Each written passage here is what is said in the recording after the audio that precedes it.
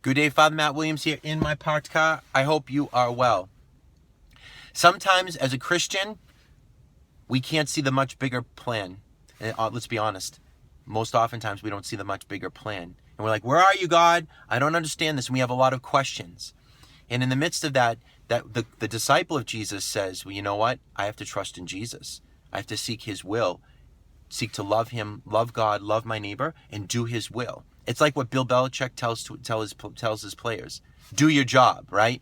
Sometimes don't ask questions, just do your job. And he's got the master plan and how he's going to execute that master plan for his team to win, on to victory. Same thing in faith in many ways, right? Jesus is our coach, and sometimes we don't see the bigger plan, but we got to do our job, which is seek to do his will, to follow God's will, not our will, but his will.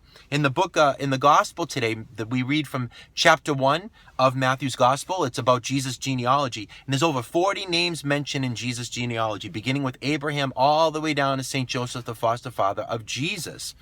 I would imagine these people in this lineage of Jesus, they probably had a lot of questions at times, like, Jesus, where are you? God, not Jesus, but God, where are you? Like, I don't understand your plan. They knew that God promised that there'd be a Messiah. God promised multiple descendants. God promised a king, but they didn't know when or how. They didn't know how their role fit within a much bigger divine plan.